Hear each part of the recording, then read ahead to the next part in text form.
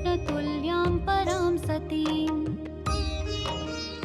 Hello दोस्तों, तो कैसे हैं आप लोग। आशा करता हूं कि आप सभी अच्छे होंगे। जैसा कि मैंने अपने पिछले व्लॉग में आपको बताया था कि अब नेक्स्ट जो हमारा डेस्टिनेशन है वो गंगोत्री का है, जो कि जिसका रजिस्ट्रेशन हमारा 3 तारीख का था और हमने यहाँ से होटल से कर लिया था चेकआउट। ये होटल आप देख सकते हैं, ये बहुत ही अच्छा होटल था। मैं इसका लिंक, जो होटल का नाम था, वो आपको डिस्क्रिप्शन में दे दूंगा। और साथ ही साथ ये होटल जो है ये खड़ादी में है, तो आप वहाँ पे जाएं और स्टे करें। वहाँ के लोग बहुत अच्छे थे और साथ ही साथ उनका बिहेवियर भी बहुत अच्छा था। तो अभी हम निकल चुके थे हम उत्तरकाशी के लिए। जैसा कि मैंने आपको बताया था कि 3 तारीख का हमारा गंगोत्री का रजिस्ट्रेशन था, तो हम 2 तारीख को निकल चुके थे उत्तरकाशी के लिए, क्योंकि हमें बीच में एक जगह पे स्टे करना होता है। तो अभी हम बढ़ रहे थे आगे और वहाँ पे स्टे करने के बाद, 1 नाइट स्टे करने के बाद हम नेक्स्ट डे गंगोत्री के दर्शन करते और फिर वापस वहीं पे आके स्टे करेंगे, जो कि आगे मैं इस वीडियो में आपको बताने वाला हूँ। हालांकि मैं आपको एक चीज़ बता देना चाहता हूँ कि ये पहाड़ी इलाके हैं, यहाँ पे बारिश का कोई अता पता नहीं होता, तो आप अपने साथ रेनकोट ज़रूर कैरी करें। वैसे हमने रेनकोट कैरी नहीं किया था, 1-2 रेनकोट हम एक्स्ट्रा लेके आए थे, बट जब हम केदारनाथ की चढ़ाई पे गए तो वहाँ पे हमने रेनकोट, जो वो टेम्प्रेरी वाला होता है, वो परचेज़ किया था, जो कि आगे मैं जब केदारनाथ का व्लॉग डालूँगा तो मैं आपको बता दूँगा। लेकिन अगर आप चाहें तो घर से रेनकोट ज़रूर लेके आएँ, क्योंकि यहाँ पे हर टाइम बारिश होती ही रहती है और मौसम कभी भी चेंज हो जाता है। जैसा कि आप मेरे सामने देख पा रहे होंगे कि पूरा ही बारिश का माहौल है और कभी भी सडन बारिश स्टार्ट हो जाती है। और साथ ही साथ यहाँ के रास्ते बहुत ही ज़्यादा ख़राब हैं, टूटे फूटे से हैं और लैंडस्लाइड कभी भी होता है। तो इन सब चीज़ों से आपको थोड़ी सी अलर्टनेस बरतने की ज़रूरत है, थोड़ा सा अलर्ट रहने की ज़रूरत है। इसी कारण मैं आपसे हमेशा ये कहता हूँ कि आप हाथ में समय लेके निकलें और थोड़ा सवेरे निकलें, ताकि रिटर्न होते टाइम भी आपको मतलब अंधेरे का सामना ना करना पड़े, क्योंकि इन सब एरियाज़ में लेट होने के बाद जनरली लैंडस्लाइड्स वगैरह का ख़तरा ज़्यादा बढ़ जाता है। तो बेटर है कि आप उजाले में ही अपनी सफ़र तय करें और सेफ़ रहें। हम खरादी से सुबह 7 साढ़े 7 बजे तक निकल गए थे और उत्तरकाशी पहुँचते पहुँचते हमें 1 से 1:30 बज गए थे। तो मैं सजेस्ट करूंगा कि आप भी थोड़ा सवेरे निकलें, ताकि आप जल्दी उत्तरकाशी पहुंच जाएं। और उत्तरकाशी का जो व्लॉग है वो मैं आपको अलग से दूंगा इस व्लॉग के बाद, क्योंकि वहां पे हमने बहुत सारे मंदिर घूमे थे और आपको बताना है मुझे कि कौन कौन सी जगह आपको वहां पे घूमने चाहिए अगर आप जा रहे हैं, तो इसीलिए उसका व्लॉग मैं आपको बाद में दूँगा। तो गंगोत्री के रास्ते में हमें बहुत सारे मंदिर मिले थे, जैसे कि जिसमें से एक ये भी मंदिर है जिसके 100 स्टेयर्स थे टोटल, और इसका नाम है स्वयं प्रकटेश्वर मंदिर, जो कि शिव जी का मंदिर है। और यहाँ पे एक गुफ़ा टाइप की है, आपको नीचे जाना होगा गुफ़ा में और फिर आपको वापस से ऊपर आना होगा। गुफ़ा नॉर्मल है, लेकिन थोड़ा सा जो उसका स्पेस है वो कम है, वो आपको मैनेज करना पड़ेगा। हालांकि यहाँ पे वीडियो बनाना जो है प्रोहिबिटेड था, बट मैंने ट्राई किया कि आपको दिखा दूं कि बहुत सारे मेरे ऐसे व्यूअर्स हैं जो नहीं जा पाते हैं, तो वो यहीं से दर्शन कर लें। इसलिए मैंने ये वीडियो आपके लिए स्पेशली बनाया है, रिस्क लेके। तो आप देखें, और अगर आपको ब्लॉग पसंद आ रहा है तो शेयर करें, कमेंट करें, ताकि मुझे थोड़ा सा मोटिवेशन मिले। तो यही है वो गुफ़ा, ऐसे ही घुसना होता है नीचे और अभी आपको शिवलिंग के जो है दर्शन होंगे, जो कि बहुत ही भव्य शिवलिंग था। आप लोगों को असुविधा ना हो इसलिए मैंने वीडियो को थोड़ा सा फास्ट फॉरवर्ड कर दिया है, तो आप नज़ारों का लुत्फ़ उठाएं और देखें, शिवलिंग के दर्शन करें। उसके बाद हम अपने जो इन्फॉर्मेशन मुझे आपको देनी है उसे कंटिन्यू करेंगे।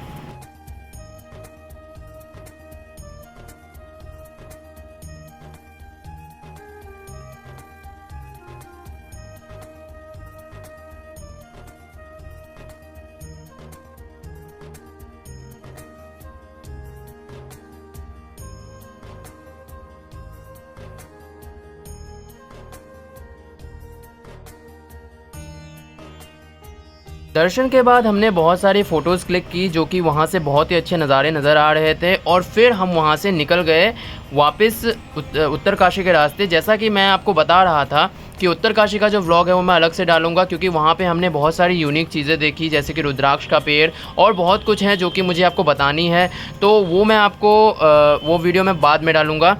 और यहाँ हम पहुँच चुके थे धरासू बैंड के पास, जहाँ पे हमने थोड़ा सा ब्रेक लिया, हम सभी ने खाना पीना खाया। उसके बाद हम निकलने वाले थे आगे की तरफ। तो यहाँ पे गाड़ी हमारी रुकी हुई थी और ड्राइवर ने भी खाना खाया, हम सभी ने, और उसके बाद हम निकल गए। और अभी जो है हम उत्तरकाशी के बहुत ही ज़्यादा क्लोज थे। तो उत्तरकाशी, जैसा कि मैंने आपको बताया कि हम पहुँच गए थे 1-1:30 बजे तक, और यहाँ हम होटल पहुँच गए थे 2-2:30 अप्रॉक्स के टाइम पे। और ये होटल का सीन आप देख सकते हैं, यहीं पे हमने स्टे किया था। ये अकेला होटल था यहाँ पे, इसका नाम शुभम होम स्टे था। और वो जो सामने आप देख पा रहे हैं वहीं पे खाना इन लोगों ने बनाया था। और होटल बहुत ही सही था, मतलब प्राइस के अकॉर्डिंग मुझे होटल अच्छा लगा। और साथ ही साथ यहाँ का जो व्यू था वो भी बहुत अच्छा था, हमने पूरा व्यू एंजॉय किया, साथ ही साथ बहुत सारे फ़ोटोज़ क्लिक किए। होटल का जो नाम है और कहाँ पे है वो मैं आपको डिस्क्रिप्शन में दे दूँगा। अगर आपको कोई और क्वेरी है तो आप मुझसे कमेंट्स में भी पूछ सकते हैं। यहाँ पे रुकना मेरा पर्सनल प्रेफरेंस था, आप चाहें तो यहाँ आ सकते हैं, या अगर आपकी मर्ज़ी हो तो आप उत्तरकाशी में भी रुक सकते हैं, जो कि यहाँ से 10 किलोमीटर्स पीछे है। हालांकि ये जो होटल है यहाँ से केदारनाथ का रास्ता एकदम सीधे है और एकदम सामने है, मतलब केदारनाथ जाने के लिए आपको वापस से यहीं आना ही होगा। लेकिन वो आपके पर्सनल प्रेफरेंस पे डिपेंड करता है, मैं आपको फोर्स नहीं करूँगा कि आप यहीं आएँ।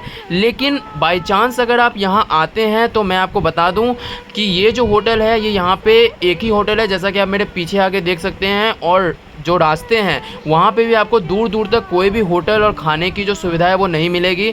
और इसीलिए मैं आपको सजेस्ट करूँगा कि अगर आपका मन करे तो आप उत्तरकाशी में रुक सकते हैं, क्योंकि उत्तरकाशी में भी जैसे हरिद्वार जैसे ही हर टाइप के हर रेंजेस के घर और मतलब होटल्स अवेलेबल हैं। आपको बात करना पड़ेगा, खुद से जाके बात करें, वो सबसे सही रहता है। किसी भी ऑटो वाले या किसी के चक्कर में ना पड़े, खुद से बात करें और आप बुक कर लें।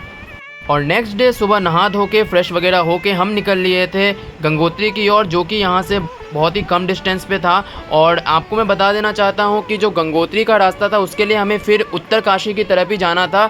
बट ये जो होटल है, जैसा कि मैंने आपको पहले बताया, ये केदारनाथ के क्लोज था, इसीलिए हम यहाँ पे रुके थे। और सुबह सुबह बारिश हो रही थी बहुत ज़्यादा, बारिश एक्चुअली रात से ही शुरू थी। तो बट हमारा तो एज़ मैंने आपको बताया कि कार, तो इसीलिए हमें ऐसी कोई सच डिफ़िकल्टी आई नहीं। हम निकल गए थे गंगोत्री की तरफ। मौसम बहुत ही ज़्यादा ख़राब था, तो हमने सोचा थोड़ा जल्दी ही निकल जाएं। तो हम अप्रॉक्स 6 साढ़े 6 बजे तक निकल गए थे। और यहाँ पे जो है एक छोटा सा पे आपको करना पड़ता है 50 रुपीज़, लाइक गंगोत्री जाने के लिए। और रास्ते में हमने बहुत सारी चीज़ें देखी, एंजॉय करी, जैसे कि ये डैम आप देख सकते हैं। ये जो डैम है ये यहाँ पे मतलब जो भी आता है वो ज़रूर विज़िट करता है। इसे रेनबो पॉइंट कहा जाता है इस डैम को। तो आप यहाँ पे फ़ोटोज़ वगैरह क्लिक करवा सकते हैं और फिर आगे बढ़ सकते हैं। ये जो डैम था इसका प्रेशर बहुत ही ज़्यादा था, पानी पूरा फुहारे की तरह ऊपर आ रहा था, जैसा कि आप स्क्रीन पे देख पा रहे होंगे। और यहाँ पे बहुत ही ज़्यादा 2 मिनट खड़े होने में बहुत ही ज़्यादा ठंड जैसा लगने लगा था मुझे। तो वही बातें हैं, आप यहाँ पे एंजॉय करते हुए जा सकते हैं। और जो गंगोत्री का रास्ता है वो भी बहुत ही ज़्यादा नैरो और ख़राब है, तो थोड़ा सा इसीलिए आपको सवेरे निकलना चाहिए। हालांकि हम गंगोत्री टाइम से पहुंच गए थे। और मैं आपको इन्फॉर्मेशन के लिए ये भी बता दूं कि 2 बजे जो है गंगोत्री का मंदिर बंद होता है, फिर वो 5 बजे खुलता है। तो इसीलिए उससे पहले आप जाके दर्शन कर लें। जैसे कि हम 1:30 बजे गंगोत्री पहुंचे थे, तो हमने जल्दी स्नान वगैरह करके वहाँ पे और फिर दर्शन की थी। तो इसीलिए आप थोड़ा टाइम हाथ पे लेके जाएं, ताकि आपको इस तरह की जो है प्रॉब्लम्स फेस ना करनी पड़े। गंगोत्री मंदिर में किसी प्रकार की चढ़ाई नहीं है, वहाँ पे गाड़ी जो है वो एक पॉइंट तक जाती है, उसके बाद आपको 1 to 1.5 किलोमीटर्स वॉक करना पड़ेगा। और वॉक करके आप डायरेक्ट पहुँच जाएंगे। और वो पूरा मतलब प्लेन रास्ता है गंगोत्री मंदिर तक, वहाँ पे आप जाएं, गंगा माँ के दर्शन करें। आप चाहें तो वहाँ पे गंगा पूजन करवा सकते हैं, जैसा कि हमने करवाया था। तो आप वहाँ पे करवा सकते हैं और वहाँ दर्शन करें, फ़ोटोज़ क्लिक करें और इन्जॉय करें। वहाँ पे एज सच यमुनोत्री जैसा या कोई भी केदारनाथ जैसा कोई चढ़ाई नहीं है, एकदम प्लेन रास्ता है, आपको किसी भी प्रकार की प्रॉब्लम नहीं होगी। और अगर आपके साथ बूढ़े बुज़ुर्ग लोग हैं तो वहाँ पे वो व्हील चेयर फैसिलिटी टाइप होती है, लाइक जो लोग हैं वहाँ के वो व्हील चेयर टाइप लेके घूमते हैं, कि अगर आप चाहें वो नहीं चल पा रहे हैं तो आप उनको बैठा दें, वो आपको मंदिर तक छोड़ देंगे। लेकिन एज़ मेरे साथ भी बूढ़े बुज़ुर्ग लोग गए थे, तो एज सच ऐसी कोई प्रॉब्लम आती नहीं है, क्योंकि वो पूरा प्लेन में है, तो इतना तो नॉर्मल कोई भी वॉक कर सकता है। जो गंगोत्री मंदिर है वो बहुत ही ज़्यादा भव्य और सुंदर है। जैसा कि मैंने आपको पहले ही बताया था कि बहुत सारे लोग हैं जो सिर्फ केदारनाथ या सिर्फ बद्रीनाथ के दर्शन करने आते हैं, उनको यमुनोत्री गंगोत्री के बारे में उतना कुछ आइडिया भी नहीं रहता और पता भी नहीं रहता। But as compare to Yamunotri, यहाँ पे यमुनोत्री से भी ज़्यादा कम भीड़ होती है और पूरा मंदिर आपको खाली मिलेगा। आप आराम से जाएं, वहाँ पे पूजा करें, चुनरी मिलती है, आप चुनरी वहाँ पे बांधें। और वहाँ पे ऐसा एक नियम है कि बहुत लोग चुनरी बांधते हैं, तो आप जिसकी चुनरी खोल देंगे उसकी विश मन्नत पूरी हो जाती है। तो ऐसा भी वहाँ पे मान्यता है। तो वो और पूरा मंदिर आपको खाली मिलेगा, किसी प्रकार की डिस्टर्बेंस नहीं, कोई प्रॉब्लम नहीं। तो आप जाएँ और अच्छे दर्शन करें। यहाँ के रोड्स की कंडीशन आप देख सकते हैं कितनी ज़्यादा ख़राब है। यहाँ पे कभी भी लैंडस्लाइड हो जाता है, जो कि मैं आपको बार बार बता रहा हूँ।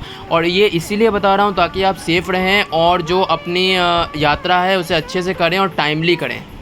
तो मैं आपको ये भी बता देना चाहता हूँ कि हमें ये बात पता नहीं थी, बट जैसे यमुनोत्री में एक गर्म कुंड है, वैसे ही गंगोत्री के रास्ते में, मतलब गंगोत्री मंदिर में नहीं बट उसके रास्ते में ही एक मंदिर है उससे पहले, और वहाँ पे भी गर्म कुंड मौजूद है। और यमुनोत्री का गर्म कुंड मतलब अच्छा था, बट वहाँ पे इतनी ज़्यादा साफ़ सफाई नहीं थी। बट यहाँ का जो गर्म कुंड है ये बहुत ज़्यादा साफ़ सुथरा है और पूरा खाली रहता है। तो अगर आप स्नान करके घर से नहीं आए हैं, या अगर आपने किया भी है तो भी अगर आपका इच्छा हो, मन करे, तो आप गर्म कुंड में स्नान कर सकते हैं।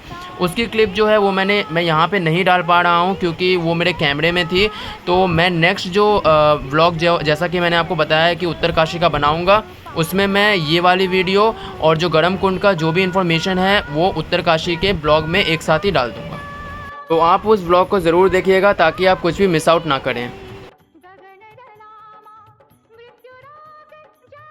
और आपकी सुविधा अनुसार मैंने वीडियो को थोड़ा सा फास्ट फॉरवर्ड कर दिया है ताकि आपको किसी भी प्रकार की समस्या ना हो और साथ ही साथ व्लॉग बड़ा ना लगे। हालांकि आप रास्तों का लुत्फ़ उठाएं, नज़ारों का लुत्फ़ उठाएं। और अभी हम, जैसा कि हमारे ड्राइवर ने बताया था, कि आगे जो है एक स्पॉट आने वाला है जहां पे राम तेरी गंगा मैली हो गई का सॉन्ग जो है वो शूट हुआ था।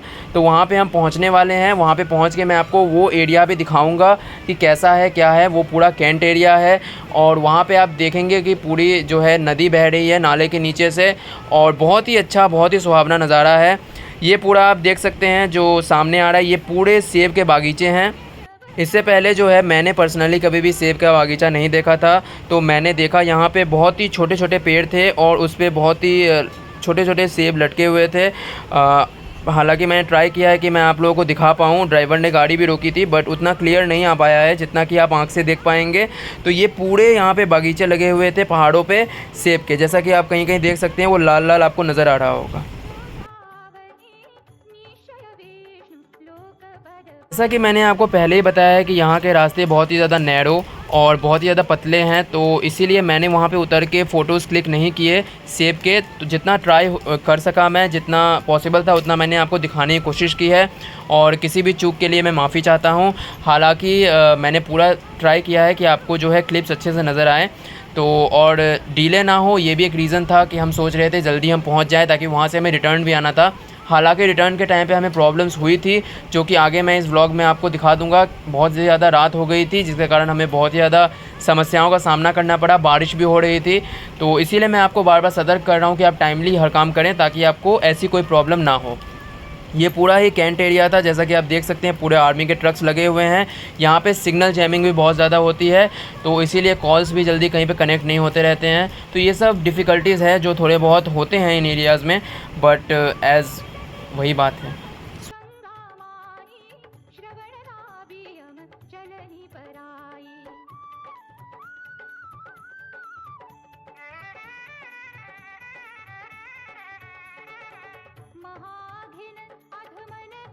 यहाँ के जो रोड्स हैं वो सारे बीआरओ के अंडर हैं, जो कि बॉर्डर एंड रोड ऑर्गेनाइजेशन है इंडियन आर्मी की। और यहाँ के जो रोड के मेंटेनेंस है और जो कुछ भी कॉस्टिंग वगैरह है वो सब बीआरओ देखता है। और इसीलिए यहाँ पे आप रोड्स की कंडीशन देख रहे होंगे बहुत ज़्यादा अच्छी है, क्योंकि जो रोड्स हैं वो जैसे ही क्षतिग्रस्त होते हैं उन्हें जल्दी से रिपेयर कर दिया जाता है ताकि जो यहाँ पे यात्री आते हैं उन्हें किसी भी प्रकार की प्रॉब्लम्स ना हो। ये लोग बहुत ज़्यादा मतलब एक्टिव रहते हैं इन सब कामों में, और एज़ आप जानते हैं कि आर्मी की है तो वो तो बहुत ज़्यादा एक्टिव रहते ही हैं। तो यहाँ का यही सिनेरियो है। आप नीचे देख सकते हैं कितनी अच्छी नदी बह रही है, और पहाड़ी की जो हाइट है वो लाइक आप जैसे ही एक पहाड़ पे चढ़ेंगे उससे ज़्यादा ऊंची आपको नेक्स्ट पहाड़ दिखेगी। तो यहाँ पे यही है, मतलब पहाड़ ख़त्म नहीं होते हैं, इनसे ऊंचा इस टाइप का यहाँ पे सीन चलता है।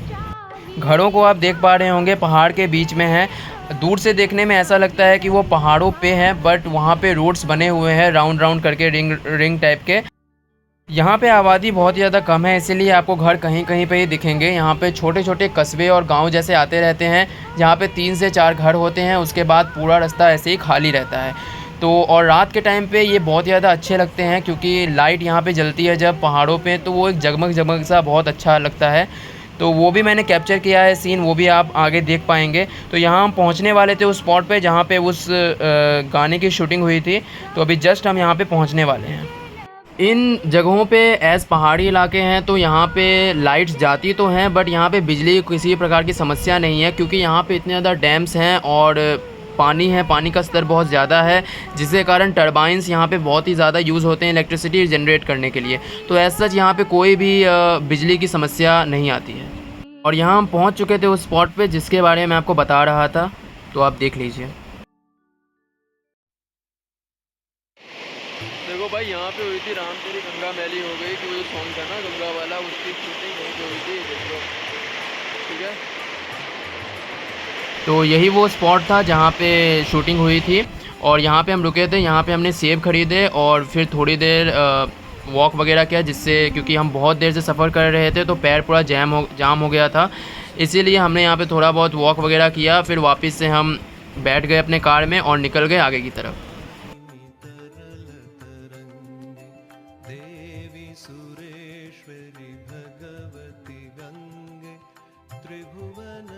और अभी हम अपने डेस्टिनी के बहुत ही ज़्यादा क्लोज थे और साथ ही साथ बहुत ही ज़्यादा एक्साइटेड भी थे।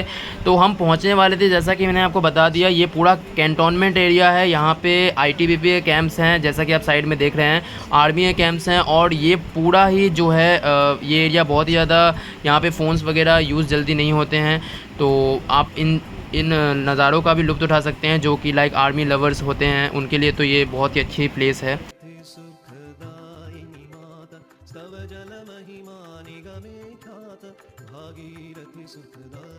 यहाँ पे दो टाइप्स के पहाड़ हैं, जैसे कि मैंने आपको नहीं बताया इस बारे में, तो अभी बता देता हूँ कि यहाँ पे दो टाइप्स के पहाड़ हैं। कहीं कहीं पे लैंडस्लाइड ज़्यादा है, कहीं पे कम है। उसका रीज़न है कि कहीं पे मिट्टी वाले पहाड़ हैं, जहाँ पे मिट्टी वाले पहाड़ हैं वहाँ पे लैंडस्लाइड ज़्यादा होते हैं, क्योंकि जो ब्लॉक्स हैं वो मिट्टी पे अटके रहते हैं और जब बारिश होती है तो वो मिट्टी बह जाता है तो लैंडस्लाइड हो जाता है। और जो कहीं कहीं पे पत्थर वाले पहाड़ हैं तो वो जनरली लैंडस्लाइड वहाँ पे भी होती है, बट बहुत कम होती है। और एक चीज़ मैं आपको बताना भूल गया, जैसे कि आपने पीछे एक ब्रिज देखा होगा जहाँ से हमने क्रॉस किया था, वो ब्रिज जो है वो पहले रोप ब्रिज था, जहाँ पे गाड़ी चलती थी तो वो ब्रिज पूरा ऐसे से हिलता था। जो हमारे ड्राइवर ने हमें बताया कि वहाँ पे बहुत ज़्यादा डर लगता था गाड़ी चलाने में। अभी के टाइम पे उस ब्रिज को लोहे का बना दिया गया है, तो ऐसा कोई प्रॉब्लम नहीं आती है। बट अभी भी वहाँ पे रेस्ट्रिक्शंस है कि लाइक एक टाइम पे एक कार ही क्रॉस कर सकती है, इस टाइप के रेस्ट्रिक्शंस वहाँ पे दिए गए हैं। तो हम फाइनली पहुँच गए थे अपने डेस्टिनेशन पे। जैसा कि आप देख सकते हैं गंगोत्री माता की छवि है और हम पहुँच गए थे गंगोत्री मंदिर।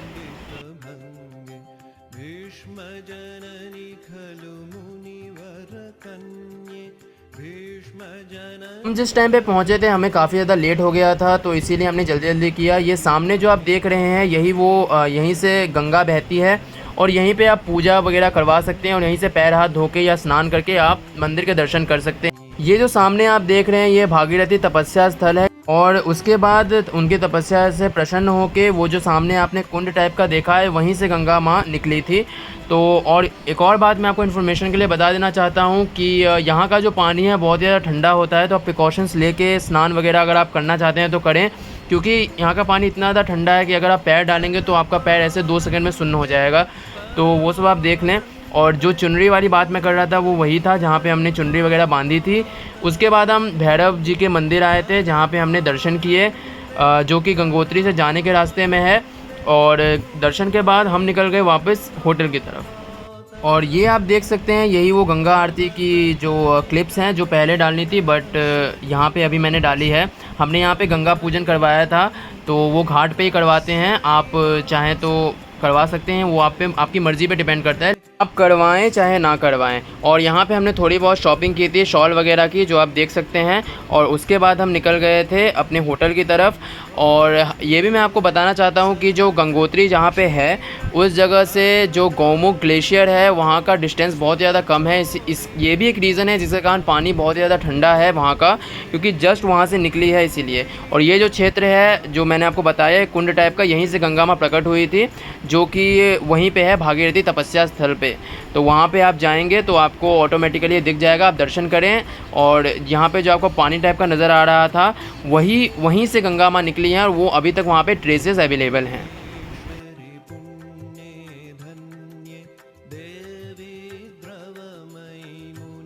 और ये वहीं पे कुंड मौजूद है जहाँ पे हवन वगैरह होती है। तो आप जब जाएंगे तो वहाँ पे आपको एक सीक्वेंस में सब कुछ है, आप वहाँ पे सब कुछ देख पाएंगे। और यहाँ पे हमने काफ़ी सारी फ़ोटोज़ क्लिक की और बहुत ही ज़्यादा इन्जॉय किया। एज़ मैंने आपको बताया था, आप देख सकते हैं पूरा खाली था मंदिर, यहाँ पे ज़्यादा भीड़ नहीं थी, ज़्यादा लोग नहीं थे।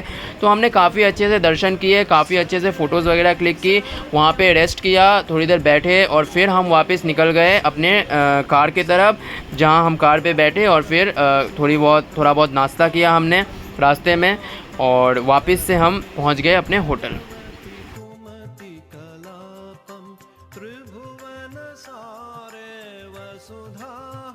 तो चाय वगैरह पी के और समोसे छोले का नाश्ता करते हुए हम अब निकल चुके थे वापस घर की तरफ।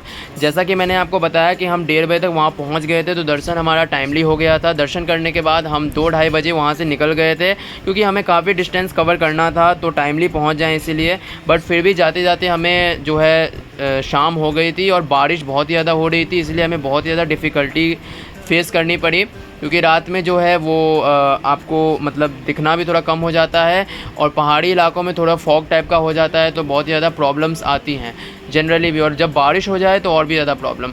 इसीलिए मैं आपको बताना चाहूँगा कि आप टाइमली ही अपनी यात्रा संपन्न कर लें, ताकि आपको किसी भी प्रकार की समस्या का सामना ना करना पड़े।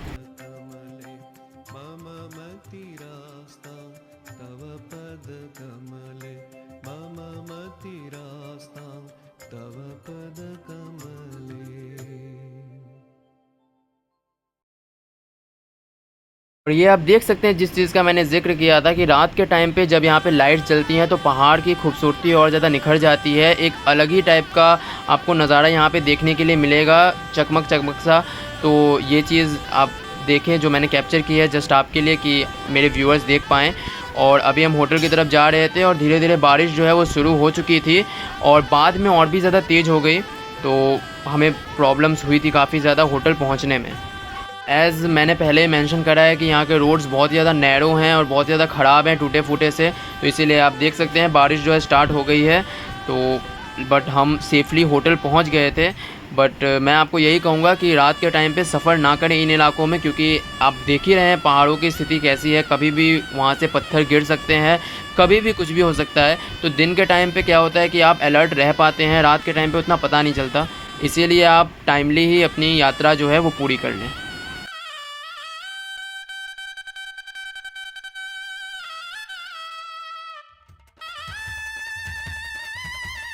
बारिश के टाइम में आते वक्त जो है हमारी गाड़ी एक नाले की जगह पे भी अटक गई थी, क्योंकि अंधेरा था तो पता नहीं चल रहा था।